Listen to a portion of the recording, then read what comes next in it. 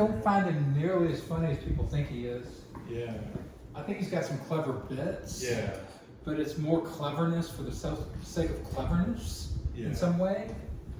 Kind of like Dimitri Martin. Yeah, and I wish I liked him more. Yeah. Seems like a really nice guy. Exactly, very likable. Yeah.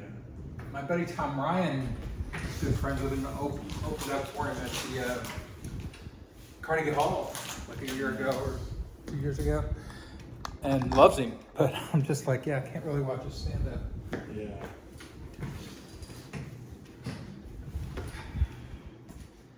Stand-up's weird like that though. Like it's very, almost everybody that is universally loved, I don't like. Yeah. Almost. Did you talk to our therapist? I'm doing that now. Nice. I'm processing it in public.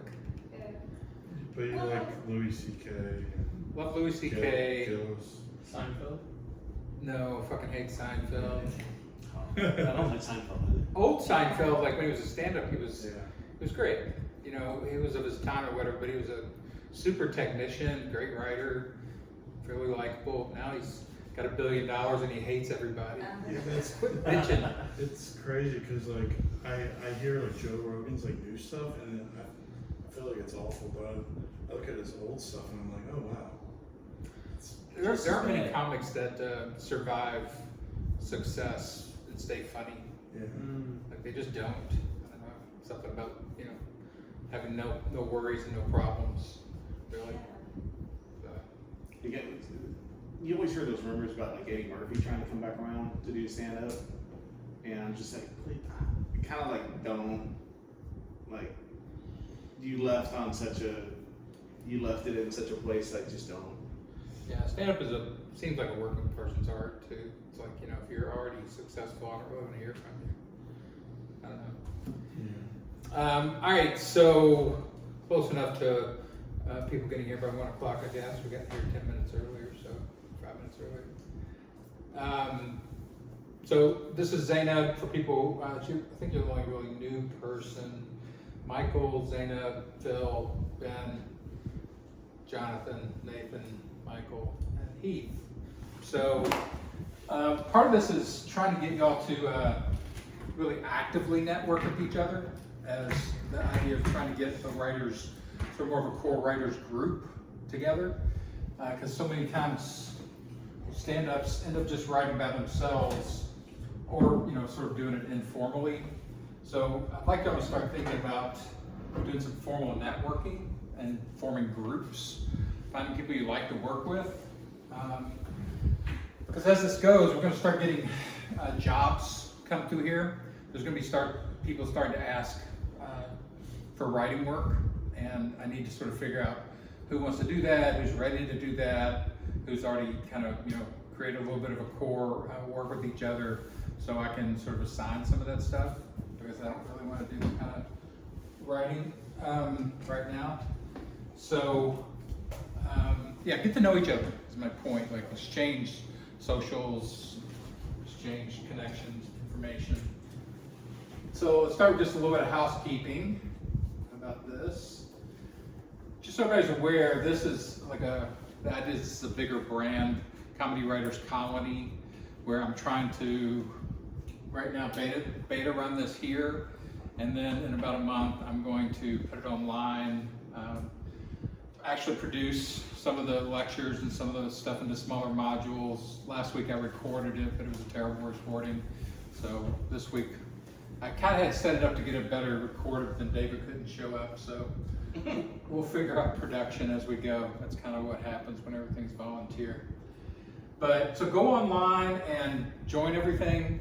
The YouTube channel, I've been putting things on playlists there. Like for today, we're going to talk about heightening. It's going to be our mechanical tool of the week. And I put a video on there. In the future, I'll try to send you all that beforehand, so maybe you can look at it. Because we could watch it on here, but it just seems like almost a waste of time to watch a 5-minute video. Hi. Hey, Pam. So the playlist on the YouTube channel will have stuff to read. Hey. to get prepped. So right now we have 20 people signed up for this YouTube channel. So just make sure you subscribe to the YouTube channel. It's Comedy Writers Colony. Comedy Writers Colony. It's based on the idea of a literary writers colony, like Iowa Writer Workshop and things like that. Eventually, I'll do retreats. Like we'll pick places and like really do like a week long or a weekend intensive, stuff like that. Go cool places. I just got to get it to where it's an established brand online, so some people will pay to do that and yada yada. Right now I'm not charging for anything, so all good. So that's the first thing. And evangelize it, just bring anybody in. Right now, like it's totally free to join it. So just try to start building some energy with it. What else on housekeeping? Again, like I'm online a lot, so on the Facebook group, if you want to post things or send things to me, like Michael was just telling me, you know, that he does stand-up around here and he did stand-up in Kansas City, and I've never seen you do stand-up at all. So most of you, I have no idea whether you're funny. You know, I've seen you, even when I've seen you do like open mic stuff, I still don't know whether you're funny. Because sometimes you're a funny writer and not a funny performer. But try to get stuff to me or get it online so that you can start this process of being audited as a writer. Because with stand-up, I can watch you, but with writing, you've got to send me stuff. Even if it's like your social, wherever you're posting your writing, whatever you're doing public writing, send it to me. Even if I have to scan it, I'll just scan it. Like I have people all the time send me scripts because I make this offer when I do like writers conferences and the Austin Film Festival and stuff. And people will send me scripts and they're horrible, but it's fine. I can scan it for 3 minutes and give them some feedback. Here's always the process of auditing. Somebody hears me make an offer to do stuff for them for free. They're like, oh, Dan's a pro writer. I'll send him some stuff. They send me stuff. I read it, give them a little bit of feedback, and then they disappear. That's the way it always seems to work. Like, I know what people want. They want me to read it and go, hey, I can get you work right now. Let me take this to somewhere. So I get the idea, but it's never ready to take somewhere. And when I give people just even a little bit of auditing feedback, and I'm very nice about it, they disappear. So you need to get used to being audited. Because all these people that have sent me stuff and then disappear, I'll never do anything for them ever again. Even if they would just go, hey, this, you know, I don't agree with this feedback or whatever, fine. You know, it's just my feedback, so don't disappear. So we gotta get used to you doing this, being audited. Are any of you nervous about being read or your comedy being seen? Anybody still in that world? Say no? Yes. Why? Why it's, I always have that, because English is not my first language, that I'm gonna, you know, say something that it was not the right word or the right culture reference, or people won't get it, or, yeah. Yeah, that's a thing that most people aren't thinking about, you know, to have to deal with. If you ever go cross cultures, though, the rest of you, if you're an American and you suddenly do like an international audience, you'll realize just how limited you are. I saw a video this week. They were talking about I think he's a French comedian that was watching a Quentin Tarantino film in Europe, and it was Django Unchained, and so they replaced all the N-word stuff. Yeah, that was a good bit. I saw where it was like friends. The word friends. So it's like, what's up, my friend? And he's like, I don't understand. Like, you could watch the audience just like, oh, God. Yeah, it's a good bit, okay? But it's like, you won't realize like how grooved you are by the way where you perform until you go somewhere outside of it.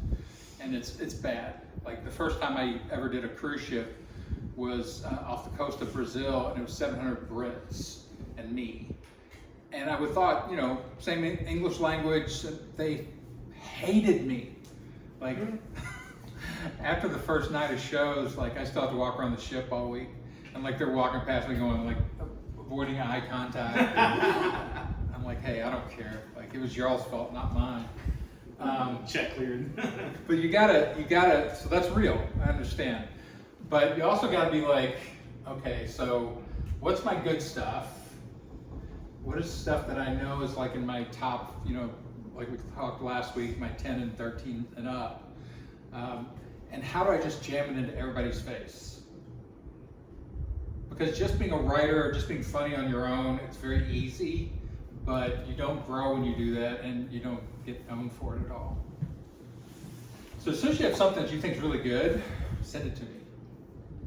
Even if I'm not gonna just shit on it, I'll be like, okay, here's what I like about it. We'll work on these a little bit. I do this thing called assets, liabilities, and omissions. Assets are the things that you do well. Liabilities are the things that are not going well. And omissions are the things you're not even doing yet. So when I audit somebody as a writer or a comedian or anything else, I'm looking for your assets. Like, what do you do well? Because that stuff, if we can blow it up, will do things for you. And then, what are your liabilities, things that are pulling you down you're not even aware of, apparently? Which, you know, you're talking about being like a shock comic or an edgy comic. To me, like, that is such a liability in so many locations right now. Like in Austin, it's kind of okay, but as soon as I hear somebody start with, you know, any like I'm watching Kill Tony and people are like, pussy within the first 5 words, I just stop it and fast forward it. I'm like, it's such a bad choice before anybody knows you or anything else that you just showed me a huge liability in your awareness as a comic. Sometimes I'll listen to the full joke, see if there's actually a joke in there, but there never is. And omissions are just things you haven't learned yet. You're not doing. Does that make sense? So you'll accept stand-up material? Yeah, if you have a clip or something like that, or even if it's a written script, I don't care. Okay. Like I'm just trying to get everything from backstage, which is where it's back in here in your head and your life, and shoving it front stage. And the Facebook group and online is trying to do that. It's trying to give you a place a little bit, at least where you can post some things. But if you don't want to post them there for everybody, then send them to me. And eventually, when I get this really set up, there's going to be, like I said, a public document where everybody can post their stuff, and you can, if Pam tells the group, hey, I just posted something, you know, a story about my, you know, grandkids or something, everybody can go read it. And if you jive with it, then you can send a note to Pam and they find a co-writer. So again, the whole idea is trying to make this public, move everything front stage, which is hard on comics and writers. You're used to just doing everything alone. So having said that, let's do a quick one. That's front stage, something you did this week. Like, everybody take a minute, or a few of you take a minute. Tell me the funniest thing that happened to you this week. Even if you have to essentialize, but don't run it like a regular conversational normie story. Try to transform it kind of instantly into some kind of punch-heavy story. So just think, what's the funniest thing that happened to you this past week? Yeah. At my work, my workmates and I had a contest to see who could, without hands, get a fruit by the foot down without hands the quickest. So we did who could eat a contest. piece of fruit with their Fruit foot? by the foot, yeah, without hands With their the toes. quickest. Yeah. There was a lot of tongue. There was a lot of tongue action with everybody. Okay, develop the story for her real quick. So things like specificity, okay, like what kind of fruit? Fruit by the foot. It's like the candy.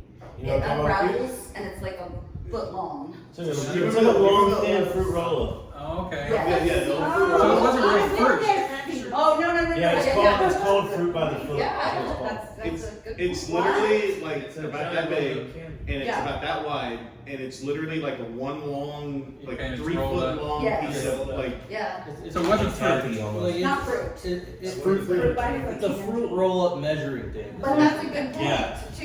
for specific. Okay, let's do some story work here. We'll throw in some mechanical techniques. Specifics, Mhm. like super clarity on all your specifics in the story. So the first noun is, what's it called? Fruit Fruit by the foot. by the foot.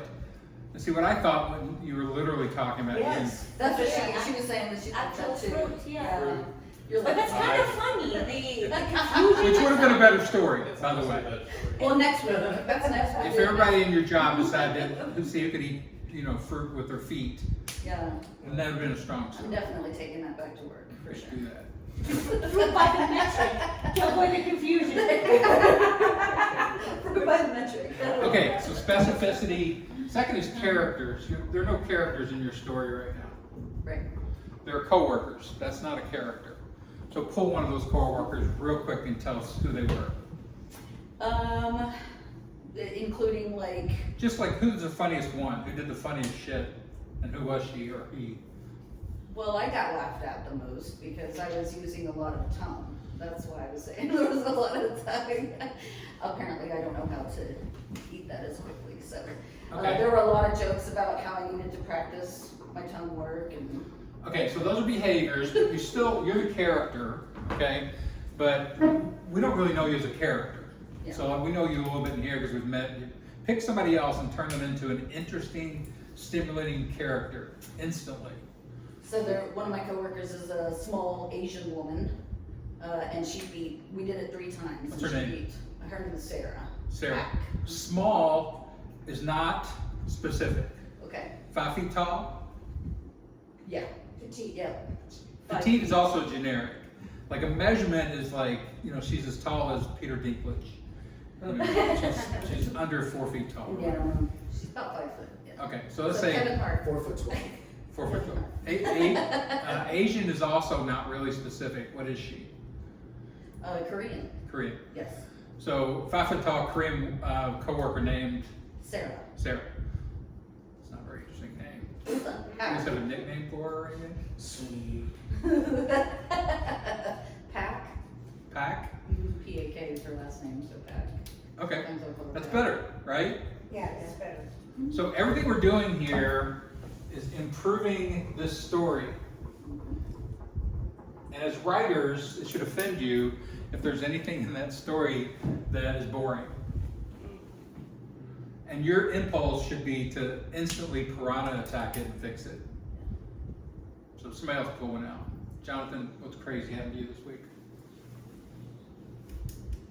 Even if it's not funny when you started, just tell us the story.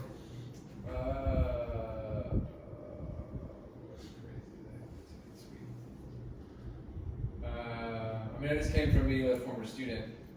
So I met with Zach, the future president of the United States of America. He wants to get into politics. Just the kid I met? Mm-hmm. All right. Zach, future prez. All right, so let's just start this story with that. Let's intensify that character for me. What does that mean, future president? Is he an imbecile? Huh? Is he an An imbecile? imbecile. He has orange hair. Oh.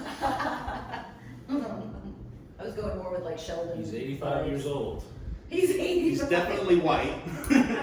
So he's a UT student, very, very assertive, right? Has very ambitious. Yes. Yeah. So he thinks And he dreams of being the next president. that's his goal in life. The Yeah. next president? Well, not next, No. but a president. A president. So we say what was the command again? Intensify the character to where he becomes super interesting to hear about. Y'all can do it by asking questions. Describe him. How tall is he? Is he white? Is he blue-eyed, brown-eyed? He's white. He has a death stare. It's Like he doesn't. The personality of a, Yes. He doesn't, like, of doesn't a, blink. of a Dracula. He's got like that. He's got that 1,000-yard stare that like just like. reads into your And soul. he's a young man. Yes, yes. What the hell is he doing with the, 1,000-yard 1,000, stare already. he's a young man, he must have been through some trauma. What's the trauma that caused that? There we go, trauma. Did he stand out as He a was student? molested. On Epstein's Island. You don't have to fictionalize yet Yeah, to make but- him interesting. We- Okay, the fact that he has a death stare. Yeah. 1,000-yard stare is generic, all right? That's a cliche. Fair enough. As a writer, I don't want to hear cliches. If you want to say 999-yard stare, fine. That's a variation. So you got to take it away from cliche. So you got to, if I'm got you in a room and I'm trying to figure out who I want to hire in a room, and I hear anybody start using cliches, I have downgraded you on the writer scale. All right? Thanks. Because you're not, it's fine, everybody does it, okay? Because you're used to talking like a normal human being. Comedy writers are not normal human beings. The only thing you're here for, the only reason I pay you, is that you are improving the comedy, which means make it more stimulating, more interesting, more, less predictable. The mechanism we're going to work on this week, which is what we're doing right now, is heightening. So you start with whatever generic thing that you have here, and you create a ladder of heightened versions of it. And down here is the most extreme, which is where you get like edgelords and shock comics. They just jump all the way the ladder to the most extreme part. But that's not what I want from writers. What I want is heightens. Like, take every element in this character, for example, and heighten. So, here's his face, here's his hat, big hat, here's his Texan, huge boots, here's Texan. One's bigger than the other. So we started with death stare. Heighten that. Quick question. How do you spell cliche? CLICHE. With a sound effect. Tilde. Tilde, right? Tilde, yes. Thank you. Is that what it's called? Tilde. I think so. I'd be really missed. When I think Okay. president, I think drone. So like he has a drone strike stare. That's what comes to mind. Okay, he looks like he's like the kind of guy that would send a drone strike against a But family. it sounds like he's been through a lot, so I was like, maybe the drone strike trauma. That's why he wants to be president. Can I just ask about so he says he's going to be the president someday. Does he know a lot about politics, or is that just something he says and he's delusional? Okay, so that's another characteristic we have about him, right? There's got to be something in So politics. does he have a poli-sci degree? Yeah, is he actively doing it, or is he's just like a crazy person? Does he treat his friends as a Congress, bunch of policemen dictating all the His family. decisions? He's like, you're gonna do this for dinner? I was also thinking he's got to be very opinionated, loud, probably gets offended easily about something. Whether it's right or left. Yeah, you're not even asking. Okay, so with politics. The questions are what I'm not answering these questions. Politics, so you just try to localize, okay? When you're doing this kind of work, this is why I'm saying specificity, localize the creativity. So start on politics. What are things you'd want to know about him? First of all, is he liberal or conservative, right? What does he believe? Yeah, So which is he? he's liberal. Yeah. All right, so we've got a piece of information here, liberal. Now we want details. Didn't he apply for the Tellerico campaign? Yes. What happened with that? We did not get it. Not liberal enough? Not liberal. No. So in order to write this, we need politics is the big genre. So we know liberal, that's a big genre. Now we need to start pulling out details. A liberal with a death stare could be funny. I don't know. That is kind of funny, right? Because death stare is sort of that scary right-wing, conservative, extremist. Ice agent. Okay? Well, that's where I've seen the death stare. Yeah, liberal ICE agent. That'd be an interesting comedy character. Very. Either forcing people to cross the border into our country Get in there.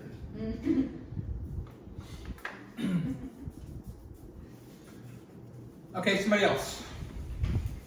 Tell me a story that we can heighten. Okay, my son just got back from the Philippines, and he was so nervous about bringing the engagement ring to his girlfriend and proposing marriage that he wore the ring around a chain on his neck because he was worried that someone would see this big fat diamond and, you know, take it from him. And I thought that was really cute that he did that. Okay. But he just got back from the Philippines and they are applying for a 90-day fiance visa. And she's gonna come over here Okay. as soon as they can. All right. So lay the story out first. Okay. So we've got the elements that we want to play with. What are the elements in this story? The characters, so. Okay, the character. Location. Let's start with, we got a character. Okay, so we got characters always. We've got son, Son and Fiance. fiance. Filipino fiance. fiance. And mom. How tall is the son? Is he like a big guy? He's tall, he's six, Okay. my son is 6'1". There's a room on the couch. And what's funny about that Yeah. is his fiance is 5'1". They're a whole foot apart. Okay, I don't care how tall they are. I don't care. Like, unless it's interesting like that, okay? Well, he just asked. I know he did, but I'm quick. I'm in a hurry. I'm a head writer, comedy writer. We've got like 10 minutes to fucking redo this story because you're now going to go on national TV and get interviewed about it. Okay. This is actually a job on talk shows, by the way, guest producer. And if they find your story to be boring, they throw it to the writers. The writers punch it up, just like we're doing now, and hand it back to you. Now go tell that story. So when you go on Stephen Colbert, you're You get- prepared You for know, the, you're prepared. okay. You don't get to walk on national TV and just make shit up. It looks like it, and some of the big stars maybe, but like Jim Belushi came into our show once to promote something and literally walked back into the writer's room and said, yeah, I got in a fight with my neighbor over his dog. Write me a story about that. Okay. And we just started pitching shit. We grabbed this one. He's like, that's funny. And it was something about throwing their dog. It was a little dog throwing it back and forth over the fence. And he told it on national TV. Never fucking happened. Total fiction. Oh, wow, wow. As are most of the stories that you hear from celebrities. But we have two characters right now, son and fiance. Neither one's interesting. Especially not son. I don't know shit about the son. He sounds anxious. Is he anxious? He was nervous about flying to the Philippines with an engagement ring. I got that part. But like, make him interesting. So if it's Woody Allen's grandkid, like, you know, whatever, like going with this, you know, it's anxiety ridden. So that's, He was anxious. I got that. Yeah. But that's not interesting to me yet. Okay. It's not comic. Heighten it. That's why I said Woody Allen, because he's known for, you know, neurosis. Heighten it. Make it comic. Maybe he only thinks things are safe if they're tied around his neck. Kind of reminds me of like, what do you call those children when you have the key? That's how I was. Latchkey. He could have a ring in his wallet Latchkey and kids. like. Okay, he's got his He had pulled wallet. out some of his hair. Like he was missing clumps in his. All right, these are behaviors. I still need to make him interesting. He's Okay, like, I was thinking like rookie Mom, what if sniper. he's like just sweating profusely? No, he's not a mama's boy. Like maybe he flies to foreign countries and proposes to. He's never traveled outside of the Yes, US. it's just like No, he sweating has. profusely. Okay, you're all still talking behaviors. You're not really talking about his personality that makes him interesting. What is it about the son that if he just walked in here today, like I've told this story before, I had a guy walk in like 20 minutes late to a class once, first class, and the entire room was just shocked, just arrested in place because he was 7'1". He was from Nairobi, one of the darkest people I've ever seen in my life, and his name was Wally. And he literally walked in, That's ducked precious. down, and said, "Hi, I'm Wally." And everybody's like, "What the fuck just happened?" That's a character. Okay. Okay, even now, like I gave you 3 elements about it. 7-1, super dark from Nairobi, named Wally. All I did was give you 3 elements and you all laughed. Okay. So if we're going to tell the story, every character that you mentioned needs to be interesting. Hopefully funny, but at least interesting. It's the palest guy you've ever seen. Maybe? He's an extreme germaphobe. Okay, well you guys are doing fiction now, like, so your son, what makes him interesting?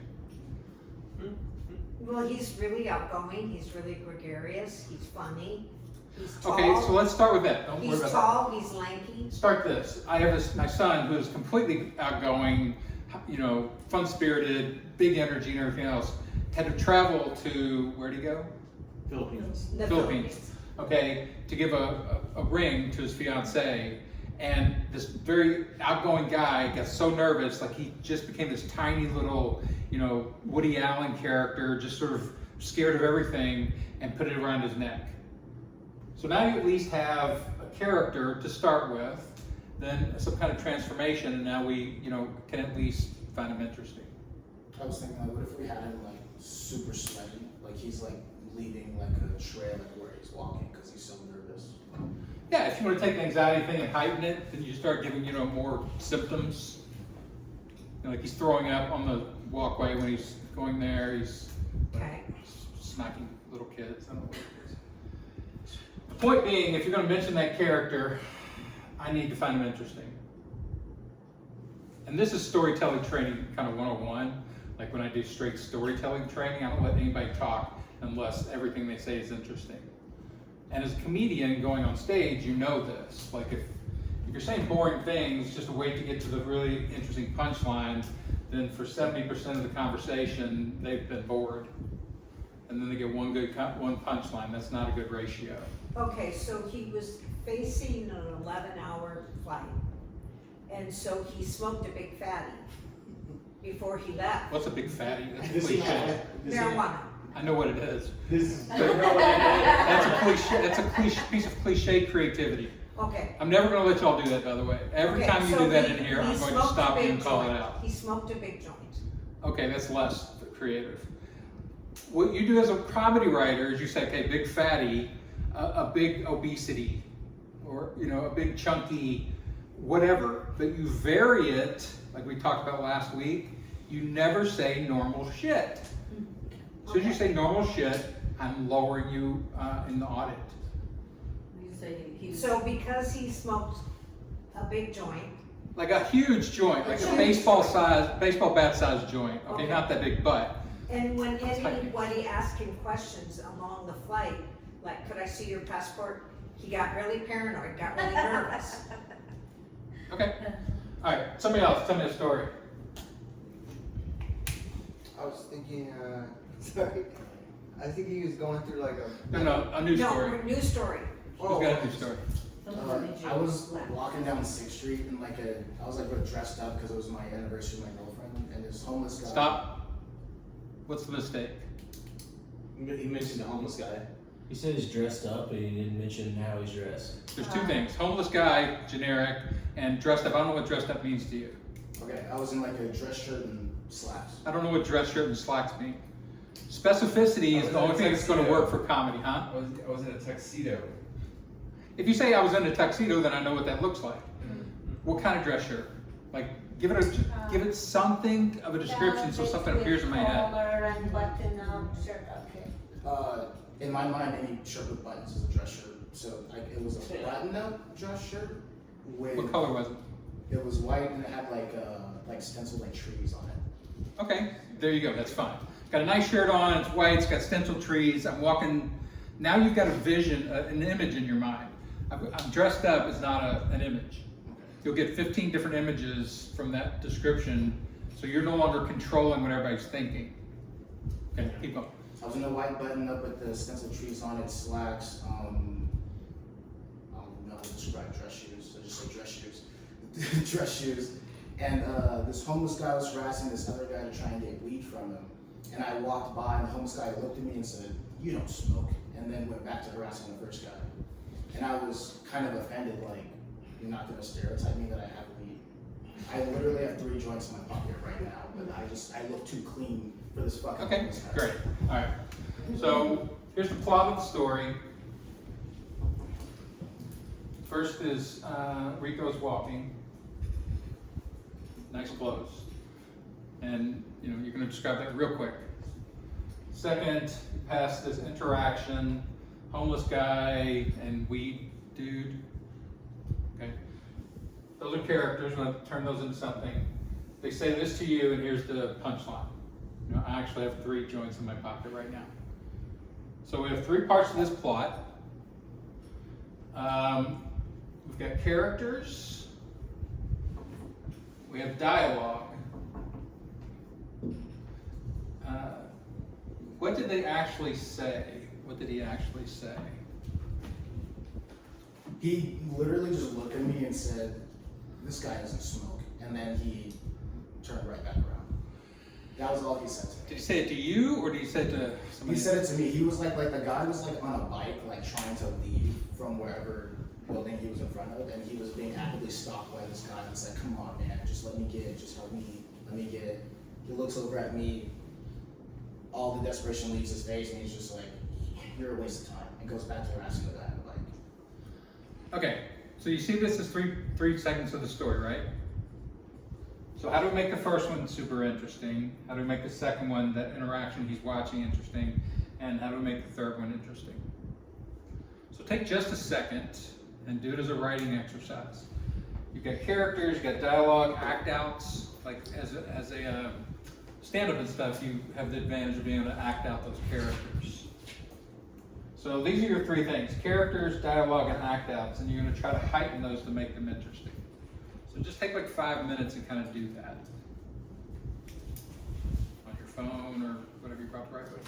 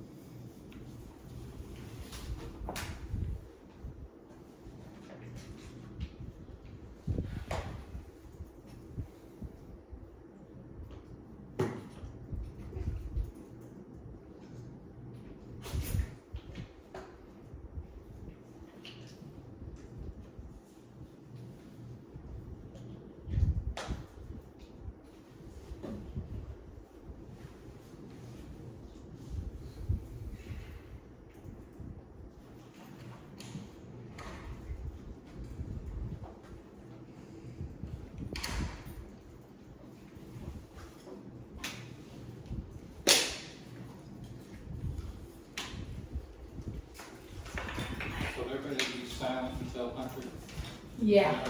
Logan Hunter showed up. Sure, I love it. Just the SAT prep? Yeah. You got 5 minutes. You lost Hunter, right? You're still Thompson. No, Thompson was my married name. Okay, so you lost. So I'm Hunter. I'm back.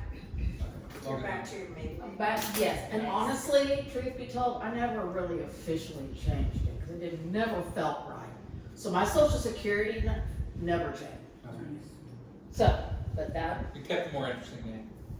I did. Yes, Thompson. Yeah, yeah. I like Logan Hunter. Thank you. It's maiden name. Anyway, You so know, yeah. maiden name, it's so medieval. Logan Hunter Thompson, that was better. Yeah, yeah, and I just didn't, just, it's part of your identity, right? Like, why am I Your name was Hunter Thompson? Yes. hyphenated, Hyphenated. married? Like, Yes. That's what I'm saying. Like that's Domino? classic. Like, Yeah, like, well, I mean, similar, but no relation. obviously, but still. Yeah, yep, it was like that. That's a win. Yeah. It was a win, for better or worse, right? My grandmother, back in the old days, used to take, because she was Mrs. Harry Logan Jr. Yeah, But they they changed used to their take the husband. whole first, middle, last. So instead of who she was, when she got married, she was Mrs. Harry Logan, like just And the. they wonder why women have identity crisis. Exactly, it never felt right to me, so I was like, I'm gonna hyphenate, and I never went through the You know paperwork that, with social do you know security. that the etymology of maiden name is actually maidenhead? Okay. It's your hymen. Oh heavens. That's, actually, that's the translation. No, I It's so medieval. yeah, for sure. Patriarchal, one might say. Yes. Yeah. We don't do that in the Middle East. You don't? No, When you married, do you take your husband's name or no? no. You keep your own name? Because you're a whole person, right? Yes, You're because a you're whole respected as a person. woman in the Middle East. Exactly. Yeah, But can, here's the question, but can you drive? You don't have to change your name, but are you allowed to drive? Yes. Right. Okay, all right. You have to wear a burqa. We good? Exactly. We have stuff? All right, what do we have? Did you feel like, how many of you are mental kind of verbal writers versus which was better? Like doing it the first way where we're just sort of all talking it out loud, or having 5 minutes to sit there and think? How many are thinking writers? How many of y'all are better just pitching? I'm better pitching. It depends on the topic. You're gonna be one or the other, kind of predominantly. Like some of the stuff you'll want, you have to be able to do both. But like verbal writing like that drives some people crazy. Some writers have to have, at least some bordered time. Like even when Logan came in and I started talking to her, can you write while other people are talking? Sorry. Like everybody's different, but again, professionally, you don't get to set often the dictates of the environment. Yeah, I'm like that even in conversation. Like it's like you say something, and then I take a second to think about what my response is going to be.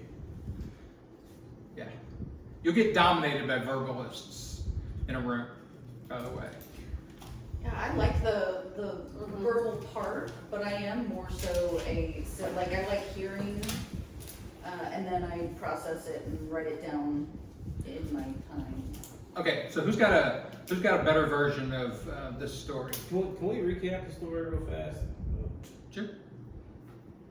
Okay. I'm walking down the street, downtown Austin, wearing a white button-up, little trees on it, slacks, and I said dress shoes. I was actually wearing barefoot shoes. Okay. Better detail. Yes. I was wearing barefoot shoes. I come around the corner, there's a guy on a bike being harassed by another dirty-looking guy. They're both white. I can overhear that the guy that's not on the bike is trying to get weed or money for weed from the guy on the bike. The guy on the bike nods over to me and says, "What about that guy?" Ask that guy. The guy looks over at me and says, "You don't smoke," and goes back to harassing the guy on the bike that's trying to flee the scene, but is being actively harmed. Okay. So the first step when we're going back and resetting the story to make it a much more interesting, funny story, break it apart into its elements.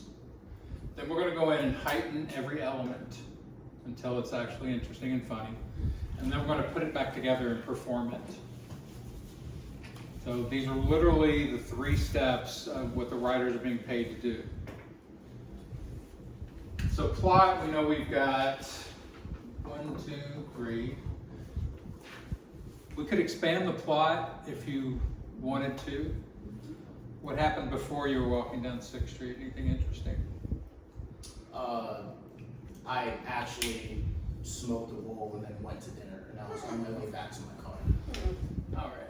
So we may want to move back before that first plot point and add another plot point. So I'm high as fuck because I had this bowl and I'm walking down the street on 6th Street, whatever. Anything happened after? Directly after that, I got to the valet, tipped him like $15, and then got in my car. So what I found especially funny was that the guy, yes, like he thought I didn't smoke or whatever, but he still could have asked me for money, like he was asking the first guy, and still decided that I was both too clean to smoke and too poor looking to ask for weed, or to ask for money. I mean, that's when you could have like pulled up next to him and then pulled your joint out and like started smoking it right in front of him as you're like leaving. Oh, yeah. Yeah, as we take this into fiction versus nonfiction, because right now it's nonfiction. You're telling us a story that at least for far as we know, is true. Okay, fiction is much easier to make into comedy because then you can just blow it out and do anything you want with it. You know, but right now we're telling a non-fictional story, so I'm limiting you as writers. I don't want fiction in the story. I want you to heighten and improve these elements, just kind of in the telling of it. The first thing that I started on was, because that was the first thing that you started on, was the dress. So kind of going through the more specifics of the dress and how it's making you feel, right? So you're walking down the street, you've got on this crisp, clean, button-up shirt, little trees on it, and you're feeling real, fly, whatever the words are. Yeah, I was thinking about Okay. What's like that the called? homeless guy. Drip.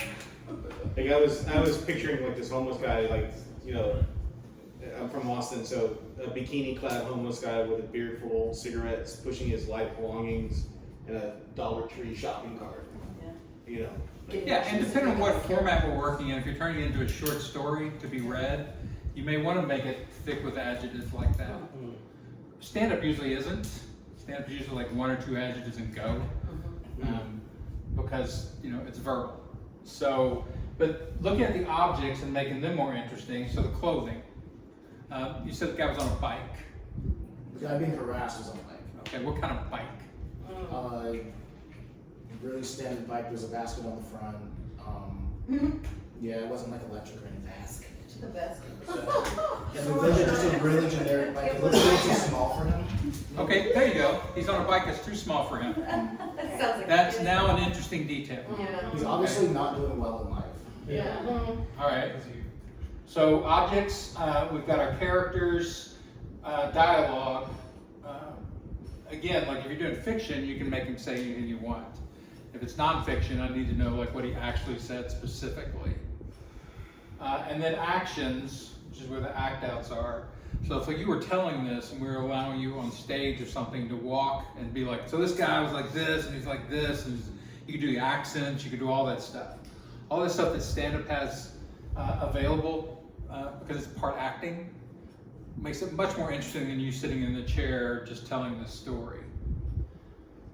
Okay, who else came up with something in this sort of array that's more interesting or funnier? I was thinking like you were saying, instead of just walking downtown, strolling down the cleanest street in Austin, Dirty 6. Okay, so you have the street you could get comedy out of. In fact, nobody ever walks down 6th Street. They zigzag a little bit down 6th Street, walking around whatever, whatever puke or whatever, Right. I mean, what would your walking action be? Because you said you smoked before you got in there. So what's your high walk? Like a swag. Okay, One step it is in front kind of of the so. other. I have like a bad knee, so when I walk sometimes, I'll like I'll like do like Oh, an you extra. did that, I kind of go like. Okay, so you gotta laugh with that, right? That's a nice detail.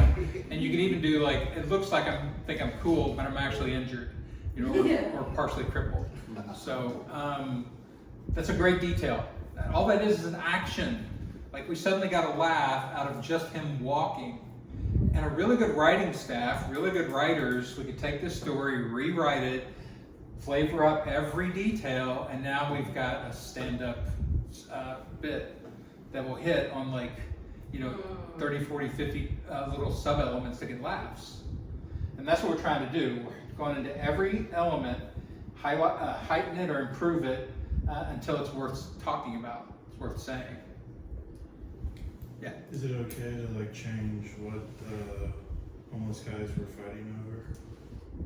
If it's funny. Well, like, If it's fiction, sure. Because I was just like, maybe they were fighting over like a melting ice cream cone, like fastly melting ice cream cone. It just seems like ridiculous to be fighting over. Okay, let's put another ridiculous object in there, like a half-eaten ice cream cone or something. What was the guy wearing on the bike? He had on like it was like a jacket, like a kind of puffy jacket, jeans, regular shoes. It looked like he either like just got off work and he's just trying to get home, or he's on his way to do some shit he doesn't really want to do. He looked really defeated and tired. Like he just really, this was like the last straw. Okay, so now we're given again, this character now has, a personality. He has a physical, emotional state that he's in. All of your characters and everything that happens in your story should have an emotional aspect to it. So I'm walking down the street feeling good, whatever it is. But emotions are what make people actually interested in the story. Because you want people to experience emotions while they're hearing your story. And in comedy, of course, the main emotion is humor, is laughter. That's why everything you say should be trying to get a laugh. Otherwise, you should try to get it out of your story. Anybody else have interesting stuff they came up with? I had something just for like after the whole thing and he walks away. He said he had like 3 joints. He said he had like 3 joints on you. So he just like pulls them out of his pockets. Like after they walk away and he's like, just kind of does like a shrug. And I was actually, we said it had to be like nonfiction. I was originally thinking there's just like joints falling out of his pockets and his legs. Because you can do this as an animated sketch. I could definitely see this as an animated short too. And it turns out like you get in your car and like the U-Haul is full of weed or something behind you. He opens the door and just a whole bunch of joints like fall out onto the ground. Yeah. I was thinking, is this too much if at the end he goes into a cardboard box and he puts heroin in, he's just like... It's a twist. Is that too much? No, nothing's too much. Like you just pitch it and everybody decides whether that, it's a big change. Everybody decides whether they want that or not. This is all writers' rooms are. It's pitching. The description I got is like, I'm walking down 6th Street, I'm high and I look like it. Because like my eyes are like X-Men Cyclops red. Like, I'm dressed for court and like by the time I got to the shoes I'd forgotten about it. So like I'm wearing these hippie shoes. Okay. What else? What if I tip the valet? I was thinking even You could. Yeah. the guys who they were gonna tip him in Valley, but the other guy I was thinking maybe he dressed like an investment banker and he took it the other route where he assumed the other guy, even though he's like the most white collar looking guy, is the guy you can buy weed from. Okay, so you would add another character, or you would change one of Just the change characters? Yeah, change one characters. I was wondering about like the body movements of the homeless guy. Like, is he twitchy? Is he? The homeless guy is probably, the cool thing about deviant characters is you can heighten them as much as you want. Yeah, like is he just like looking all over the place and then he like locks eyes onto you and then like that instant you're like, oh shit, that's uncomfortable. I'd give him a lazy eye and a missing finger. Yeah, there's lots of stuff you can do to heighten that. Yeah. I have a question. You mentioned earlier that you want to control how the audience, the image that the audience is getting. in their head. And then a little bit ago, you were saying as far as adjectives are concerned and descriptives to kind of limit it to 2. So are you saying like limit it to 2 with that kind of intentionality of forming the audience to see what? Well, I was talking about like this last thing about then, put it back together. You can put it back together as stand-up or as like an essay or an animated short. Essays and things like that have a lot more use of adjectives. Verbally, people can't process a string of adjectives. Gotcha. So typically stand-up is low. They'll use adjectives, but most stand-ups are fairly low on adjectives. Because every time you throw a new adjective in, it changes the image. And unless, like, audience has through like 3 processor levels. There's slow processors who it'll literally maybe never get it, or it'll take them a while to really think about it. Kind of mid-range, and then fast processors. And fast processors can handle all that, but they're in the minority. So you're basically confusing, 2/3 of your audience or more. What about like we talked a lot about like visuals, information that's like visual based. What about like smells or sounds? Yeah, all sensory stuff is definitely on the table. Like that's one of the things about, it's another one of the things that you've got to play with, sensory stuff. And a really good story, no matter what it's happening in, should make the audience physically feel things. Emotionally feel emotions, but also if you can do physical sensations. So like this one, what would you add sensations? I was thinking about a completely other story from the thing about like with mothballs. Like you can say the word mothballs and you probably know what that smells like pretty instantly. Like it's such a unique thing. Well, you're walking down 6th Street, you're smelling stuff, right? Yeah. What's it smell like? Piss, Beer. Vomit. It's that. So you could say I'm walking down 6th Street, which is that unique cocktail of, pizza and piss and vomit and dead hopes and sexual desperation, and all these, So you could definitely, get a laugh there or add more interest than I'm just walking down 6th Street. So 6th Street is a character. It's a setting that you could get stuff with. yeah. Okay, great. So let's take a quick break and be thinking about your own story that you now want to tell. Okay, so pick another story. I'm going to have you, when we come back from the break, sit down and sort of write your own story, and then we're going to let you perform it. So again, the idea here is, you sort of up your writing skill is you can start to do this stuff really fast. And you start to understand that, with this idea of improving every element, and heightening is just taking it up a ladder until it gets interesting. So like when y'all were saying 6th Street, it smells like piss. That's not, like piss is too generic. It smells like the bottom of the latrine, underneath the latrine, in, Vietnamese, whatever. So we're heightening it to make it more intense and more interesting. So take a couple minutes for a break and then start thinking about your story. We'll come back, we'll take 10 minutes to let you sort of put it together in your brain, and then we'll perform some of it. Bathrooms around the corner. Yeah, I was gonna say. There's 2 of them. Like if you go down this hallway, there's one to the right and one to the left.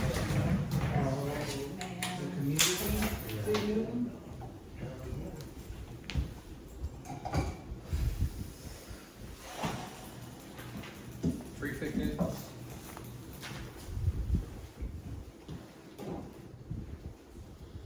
you coming to the roast battle thing tomorrow? At the workshop? What's that? It's a show or a workshop? It's the workshop tomorrow at 5:30. It's going to be roast battling with guests who I don't even know. Oh, okay. Who's At gonna 3 stop at the that? cave? Yeah. Okay. Is it gonna be between certain people? This is just, I'm going to talk some about, last week we talked about writing roast at the workshop. We'll do this again here sometime because it's a writing exercise more than anything else, really, roast. But this week is specifically about battles. There's a woman, Jessica Misitano, who I don't know, but Brock suggested her. She's good. Yeah, she offered to come in and talk. She's good. I mean, that's what a roast is, right? Well, depends what kind of roast you go to, but yeah. And then I think the next weekend we're gonna roast each other. We're gonna have a roast battle in the workshop. But we did one a little bit last Sunday and it was nice. I mean, because y'all know each other, so it's probably not gonna be vicious. So, just a quick question, like when we're doing that first step on that, like breakdown of wire, like obviously, like you're in the very genesis stage of writing whatever it is that you're writing. So you might think of those initial cliches and things like that just to like get it out of your head, like get it on paper, right? And at that point, it's fine. Like, just like it's never going to see the light of day, like whatever. And then that's when you can like rely on what you were talking about last week with the variations of being like, okay, let's identify the cliche, the 1,000-yard stare, and swap that out with something else. Yes. And that's kind of that's the heightening process that you're talking about, right? Yeah. Okay. So that's the difference in a writer.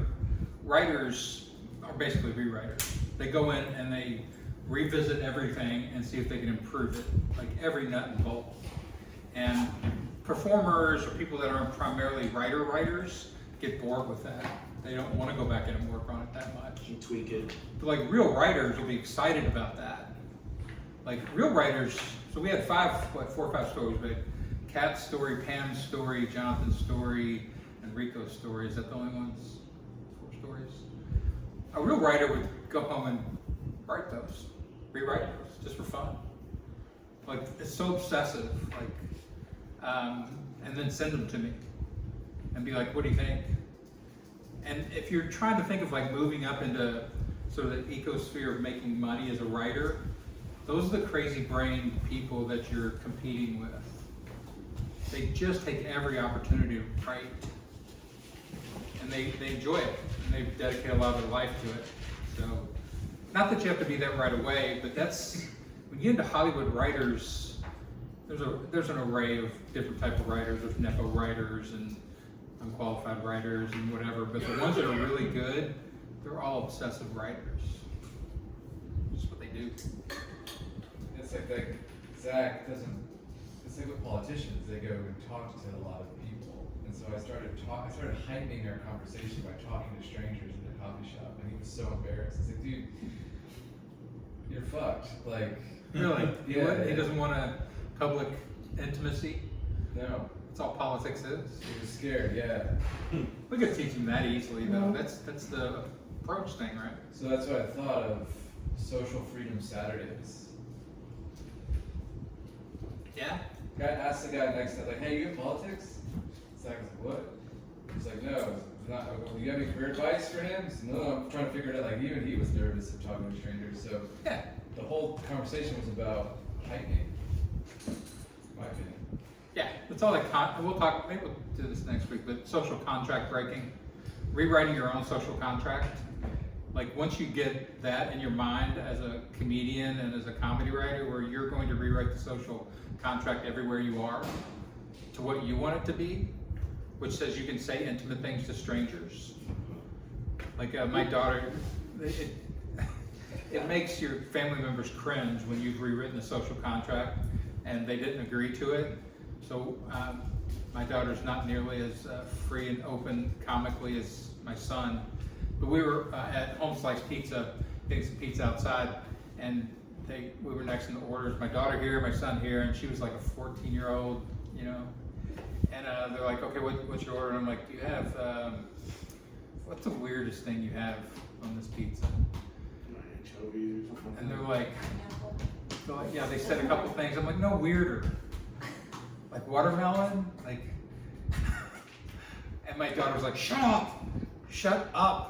And they were laughing, but I was doing a comedy social contract of saying weird, heightened things. I just got weirder and weirder. Which is a great license to have in the world, that you're rewriting the social contract. I did that again, yeah. As you just said, I don't want to be a writer. That's what you just said, like, hyper folks, like, fuck that. I just want to go perform. Yeah. You're a verbalist. Yeah. You like to talk. This stuff will actually filter back into your talking too, though. Like, you'll understand, like, how do you talk a story more interestingly. I have a training. I do a lot of this stuff for normies, not just for people who want to get into entertainment. I do like a storytelling training for couples, so that it's not so boring to listen to your person come home and tell about their day because they don't know how to tell a story. You have your comedic relationship translator. Well, it doesn't even have to be comedy. It just has to be stimulating. Like if you ran into a character today and you say, "Oh, this guy at lunch was giving me a hard time." The hell was that? You know, that's a bad story. So you rewrite it like this. You turn it into a character, give visuals, give them what does hard time mean, and then it's an interesting story to listen to. Yeah, very late. I had a meeting with someone who was late when she was talking to Max Brown. Yeah, there you go. Then when she sat down, she was planning an event for the Trump administration. That was an interesting conversation. Yeah. So anyway, okay. So take 10 minutes, write out a story. Something happened, could be this week. Doesn't have to be one of your major life stories. Pick something small, like everybody was just picking something from, let's say, from the last couple of weeks. And think about it this way. Okay, these are things you got to work with: emotions, sensory, plot, actions, and get it enough into your head where you can get up and perform it. And then we will rewrite it together. So kind of write it as stand-up, I guess. Or storytelling. Doesn't have to be super. Stand-up is so edited and so dense, but so take till 2:25. Part of this too is getting over any anxiety about this stuff, because I know it's not, you haven't worked on it. I don't expect it to be great. Just give it enough interest, enough stuff for us to work with. You're looking 5 to 10 minutes? Well, what's the length? Like a minute. A minute? Yeah. Okay. Like Rico's story was about a minute. Okay, yeah, I was here. Okay, so. Yeah. Oh yeah, I misunderstood. So I wrote it while we were trying That's fine. to heighten his, so I wrote mine instead of heightening his because I misunderstood. Okay. So I wrote it right.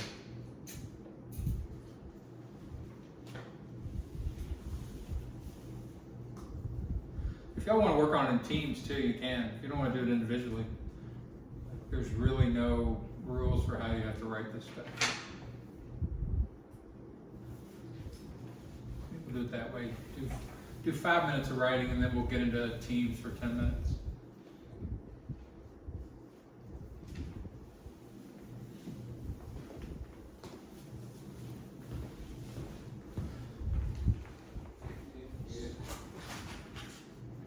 Maybe I should have a Fig Newton, and that would give you superpowers.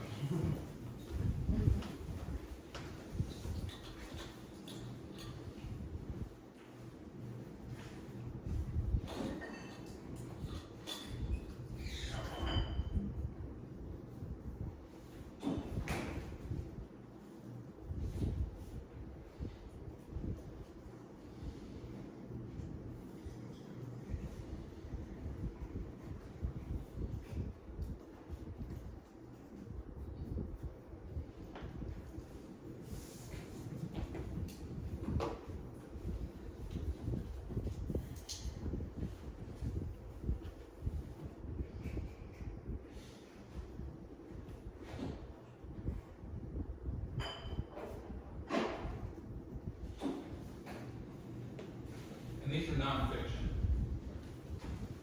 These are nonfiction? Yeah. This is fiction. No, this is not. Sorry. We can't exaggerate anything. This is like the plain story. There's a line in We're gonna between hide fiction and nonfiction. You know, in your comic, you can play with it however you want.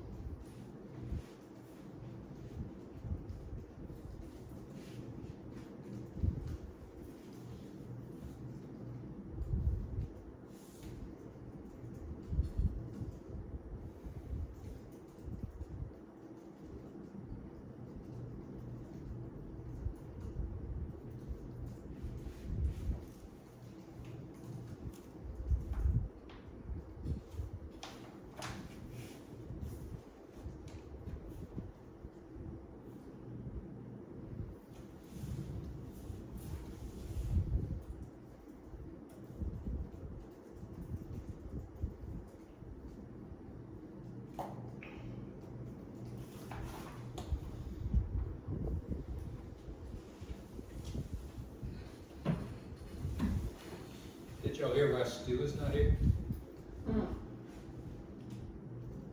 Who? Stu. He was the guy that was here last week with the green hat and the beard. You might hear the story. He broke both his wrists and I did hear the story. both his elbows. What He happened? broke both his elbows and his wrists. Jeez. Wasn't he already injured? Catch himself, he'd fall down and like Try to catch himself. It's a story that is yet to be told. Was he jerking off All I too know hard? is the outcome. Just kidding. Sorry. Whoa! I thought he was gonna need a cab. He was trying to find a ride up here today for somebody to the hospital. See, interesting detail. Make sure it's. That there's a story that we don't yet know. What if nobody adjusts his microphone and he has to just like. my boss was running and he tripped and he fell. It's like, I don't know how that, like, 2 broken elbows, does that mean like you're completely immobilized? well, that's what I was saying, like my boss, like a couple of months, like a couple of years ago, he was just running, like down a trail. Tripped and he fell. Both arms, both bones in his right arm, another bone in his left arm. I think he dislocated his wrist and had like 6 months worth of like physical therapy. He's a bitch. I'm gonna call it right now and say it was like one of those motorized unicycles. Because if it was a scooter, like the handlebars would have made you go. I don't know, I've seen him on a lot of scooters. Yeah. He scoots up to the creek a lot, so that's what I'm guessing. All right, so get into teams, you can get two each or 3 each, I don't care, and pitch your story real quick and just at least get it out one time before you get up and perform it. See if people can help you with it. Yeah.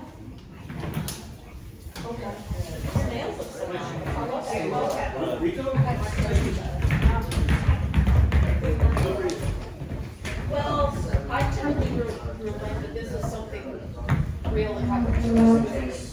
So here goes.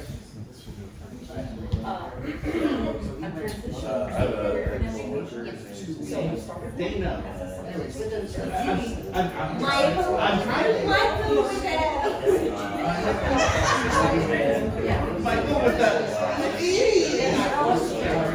I'm always editing. That's so false. I work in a warehouse. My first day. Speaker and the speaker is always asking gospel. During teacher. Always gospel. It gets like I mean, it's just a little.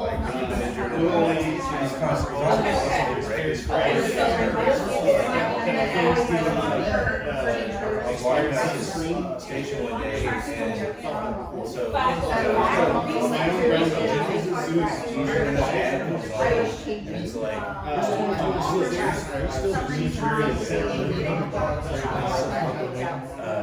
yeah, it's really complicated.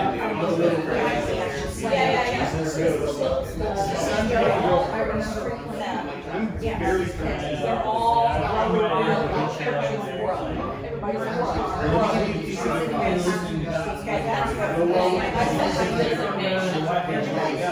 You know what the area I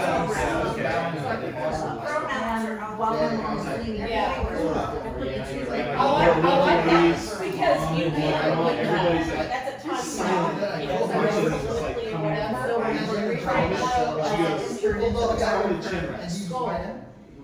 That's very good. See, I like that. I had no idea. They're all like going out of the chair. No idea.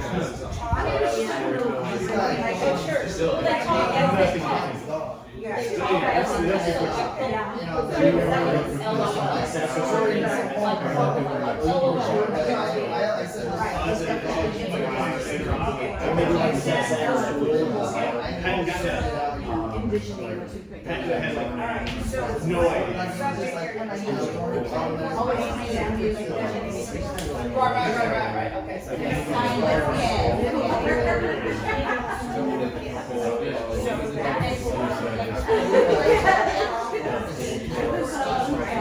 Yeah.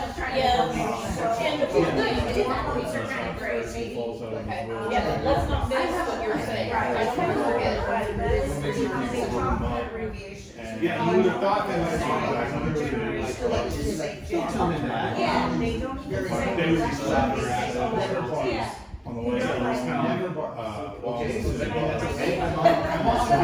Are they like giving you like an approval to like act out? Oh, yeah. The hospital. And I said, yeah, they rolled out, they rolled out a bunch of slack.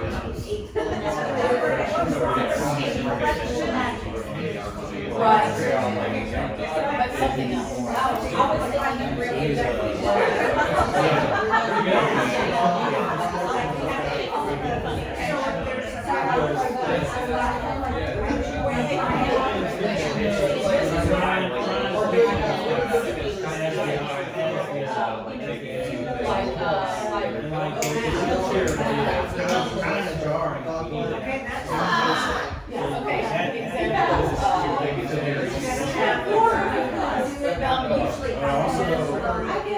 Since you got us suspect that he's a liar, just say he's a liar up top. He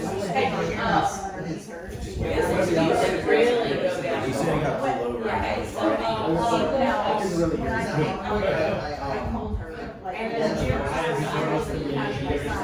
Well, it doesn't, we fix it.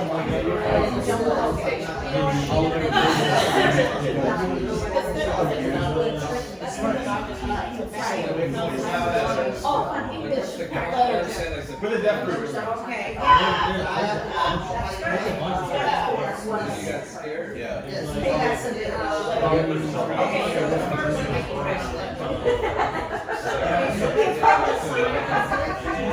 Oh, yeah. Oh, yeah.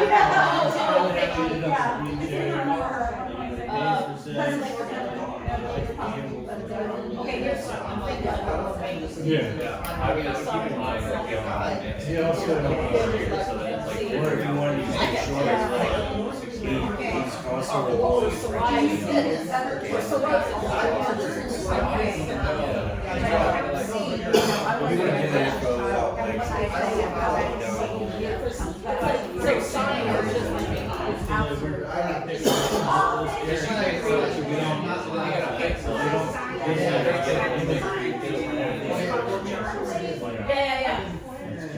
whether He it's also, it's like, I have a weird idea of what usually has his own way of, he's all the time like, he says that it's knocked out.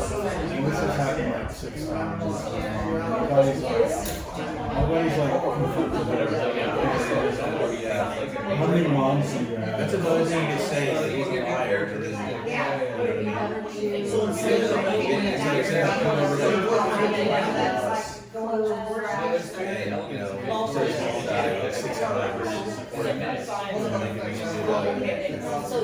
And that does require the audience to think. Right. Yes. Or if you said,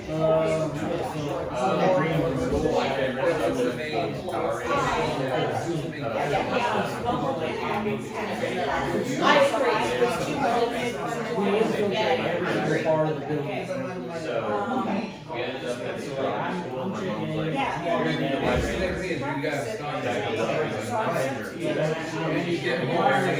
Because like you're like, hey, I got more than just EMS and like heightening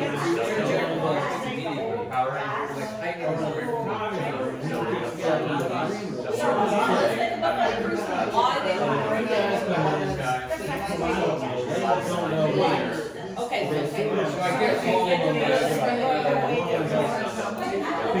taking care of seeing being moved out like on a stretcher.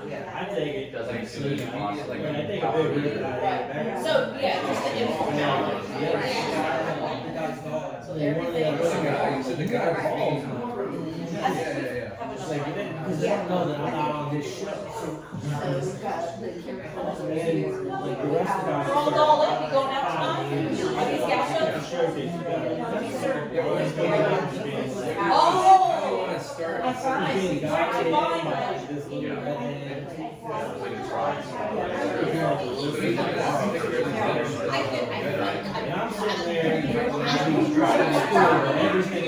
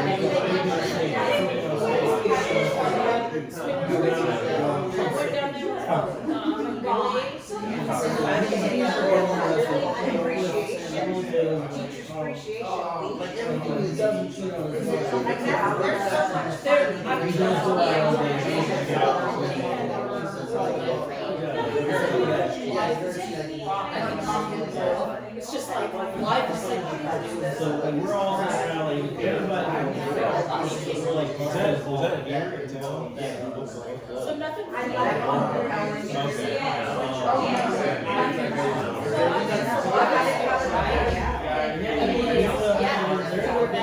Okay, take 2 minutes to finish up, 2 minutes. Okay. So you're probably okay, so let me, I have my notes, let me know.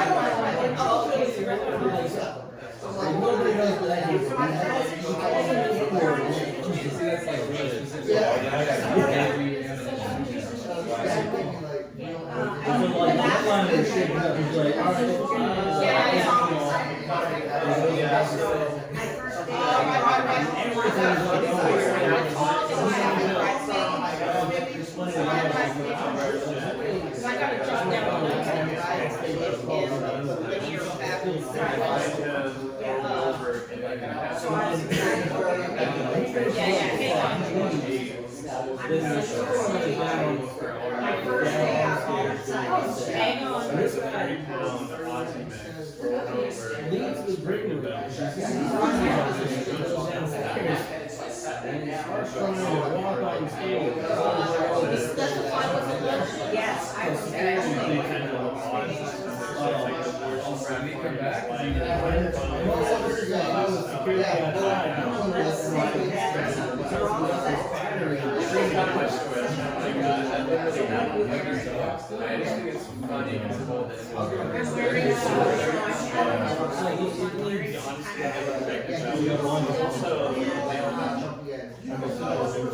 And then when I saw you doing this, I was like, this is exactly like a freshwater ocean. So at first I don't think there's any other song I think was interesting. I was expecting a little The trouble thing with Zeke's color.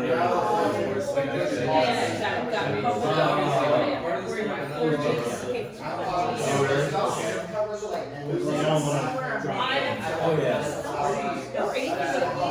Yeah, I ran into him later.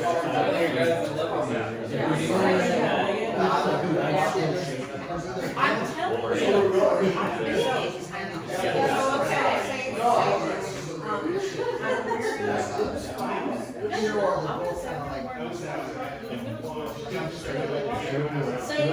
Okay, I should say that. reconvene. I would, you know, maybe you could.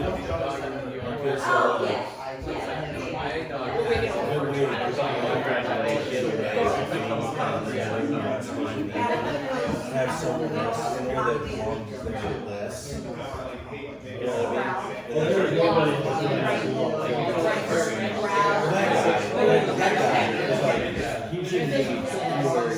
mean?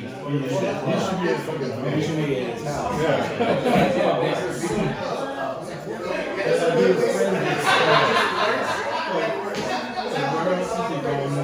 Okay, let's move towards silence. quell the garble energy. Here's something there. That's a great point. It was the light.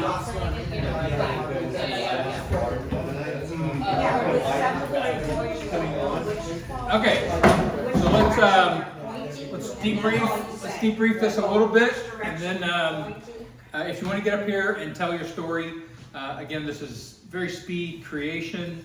This is light criteria for storytelling. So just jump up if you feel like it. If you do jump up, I'm going to record you. I threw the last class up online. I'll probably throw this one up online too, just for people who weren't here. So if you get recorded, you're going to be online. So I have a question. yeah. What are some exercises to start to pay more attention? Like what I'm noticing is it's very difficult to actually describe things in more, pico, to use a word for you, pico level detail. Yeah, I think it's, again, like when you think of writer psychology. So the first thing I said when we started this class a couple weeks ago was there's writing, like you need good writing for your stuff, whether you're doing lectures or stand-up or storytelling or whatever. You need it to be written well. And a lot of people, that's what they're after. They're after the end product of, oh, it's written pretty well. You may not be a writer, but you need that. So you're forcing yourself to try to create that. Versus people who want to be writers, which means training your brain to have a writer's psyche, like I said, that you actually enjoy going into the details. Training your brain cognitively to look for those details. All that is learning to be a writer. And depending on what your prior training is, like I started training as a writer almost when I first learned to write as a kid. I've always been fascinated by it. And when I read, ever since like I was, very like teenager, early teenager, I've looked at the writing. So I don't just read stories. I look at the writing and how it's written, and then I practice that and all that stuff. So I've got like a big backlog of learning to get my brain to do this.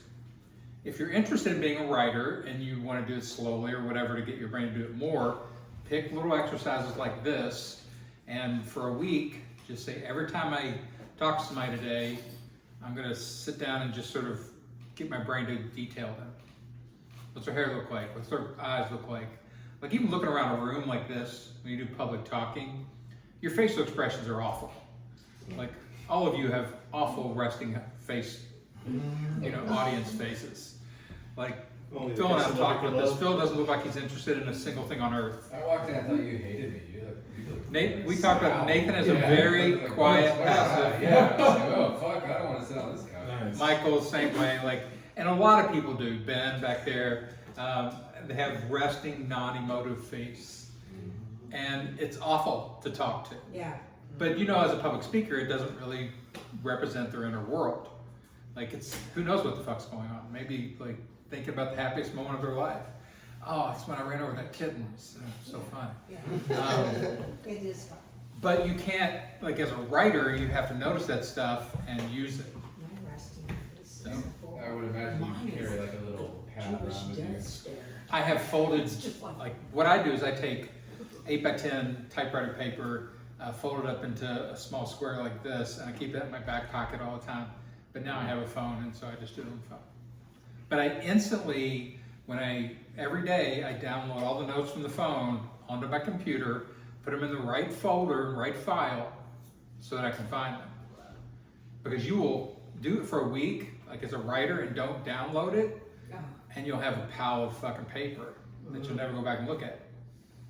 So all those writer techniques, we'll talk about some writing process stuff in here too, but getting yourself trained as a writer means, first of all, recording all your thoughts and what you notice. Recording. That's scary. All my thoughts. My carousel of dark ass shown me your thoughts. notebook, and Hell I'm like, yeah. there's some great ideas in here. Lots. Weird and crazy and funny, and I'm like, yes. If I'm hiring somebody, again, there's a mechanic writer and there's the peppery weirdo brain writer.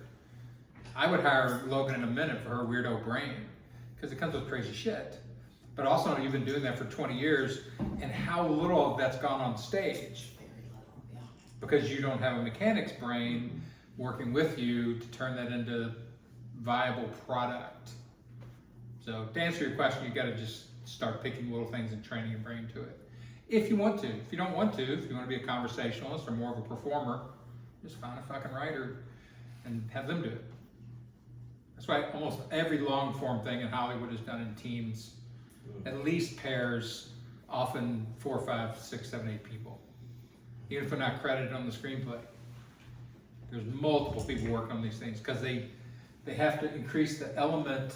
Every one of those has to be good. You see a really good movie, like Pulp Fiction is a really good movie. There are no boring characters That's right. anywhere near Multi-layered Pulp Fiction. characters. And Quentin Tarantino is good with characters. But the writing on that, it's like just extract every character and go, Jesus Christ, how'd you come up with that? It's just heightened. Like there's a story in Samuel L. Jackson tells in The Hateful Eight about how he killed this the Southern general's son. Yes. Oh, yeah. That's the most heightened thing I've ever heard in my life. It just gets worse and worse and worse and worse and worse, and you're like, Jesus Christ. And finally the guy loses it and tries to shoot him and he gets to kill him. It's just heightening. So, I don't know, that's a long-winded answer to your question, but if you don't want to do all that, just hook up with a writer or a team of writers. What else? What else? And again, everything in this workshop is trying to drive you over to pro writing. If you balk at it, if there are things you balk at, that's fine. You don't have to be everything as a writer, but pick things that you like that can be assets and that you can make money with. This one's gonna be pretty stupid, but I wanted to. What were you just asking about? Like, where did it get to the part where you said, "Oh, just get a team of writers"? Like, I could have a team of like I'm because the way you were asking, like you were saying something like, "Oh, just get a team of writers." Like Yeah, it's no, like a simple thing. It's a crazy thing to say. What was the Around beginning here. of all that? Like you need great writing for your stuff to work, Right. for it to be professional enough to get paid. If you are not a writer who can create your own stuff at that level, find people to help you. In Hollywood, it makes more sense because there's money already there and you can pay the writers. Yeah. Out here in the regular world, most people don't have a budget to throw at writers. But if you had a budget, like I charge $300 an hour to write comedy for people. And when people have that budget, they hire me and I'm like, okay, here's the deal, and I write stuff for them. But that's as cheaply as I'll write comedy.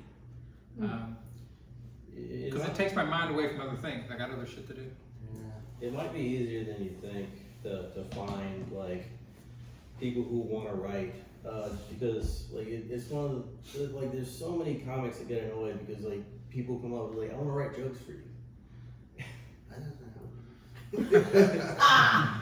Well, this is another thing. Like I said, in Hollywood, this makes sense because those are jobs.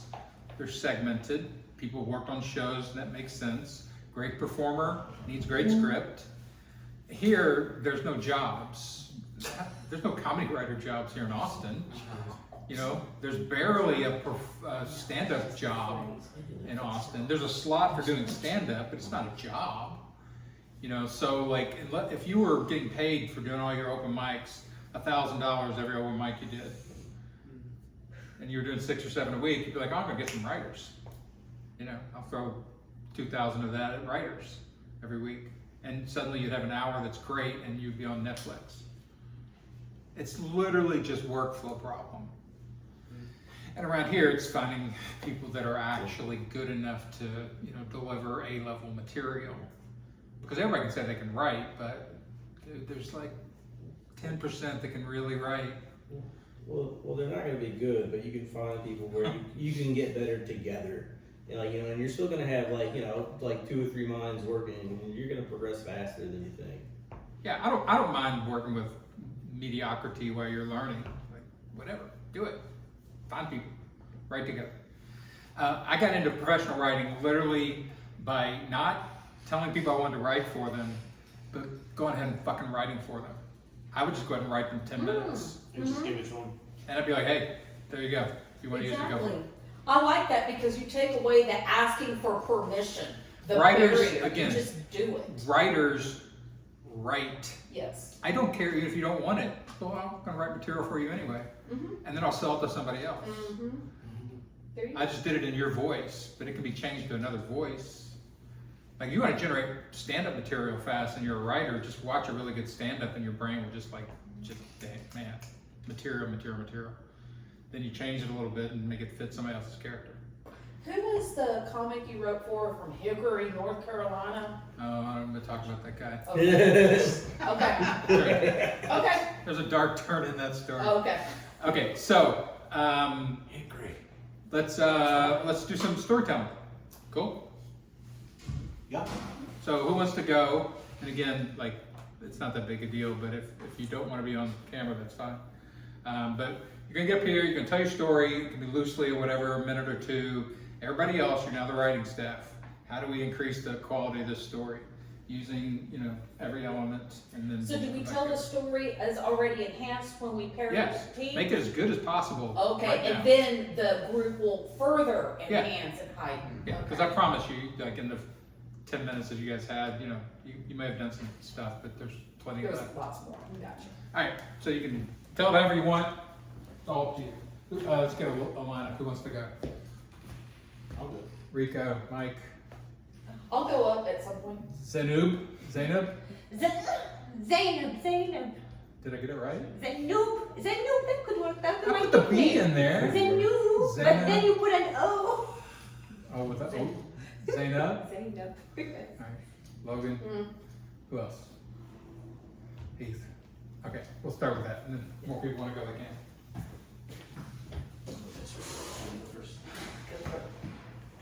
Can we bring notes? Is it? Okay, You can cool. do whatever you want. I'm not saying that that's spelled Like, the right. performance is not being graded here. This Okay. is all about, script. So it's all about, can you get that story to, in front of us?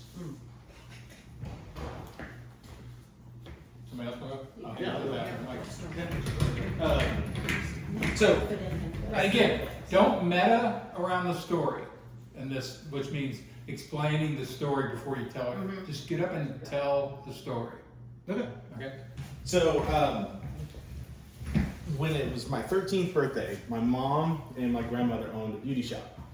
And so, picture little old ladies, perm coat, hair colors, just like this permanent smell of hairspray that like clings to your skin when you walk through it. And walk in, one of these little old ladies looks at me and she goes, son, do you have a girlfriend? I'm like, oh God, no, why would I have a girlfriend? I just turned 13. She goes, well, that's fine. Well, let me give you a little piece of advice. And when the words advice come out, literally the entire room just falls silent. So mom, grandmother, 15 other little old ladies in a room no bigger than this goes, do you know what the area between a woman's vagina and asshole is called? And I was just like, no, I have no, what are you talking about? That's when she goes, well, just listen, this will be great for advice for later. It's called a chin rest. And so I sat there and was like, chin rest. Oh, what? Meanwhile, mom, grandmother, they're all breaking hips, falling out of their chairs laughing because they know and I have zero idea. And then she goes, now if you really want to tinkle or pickle, turn it upside down. And I was just like, oh, what? Anyhow, that's the story. Wow. Somebody from CPS.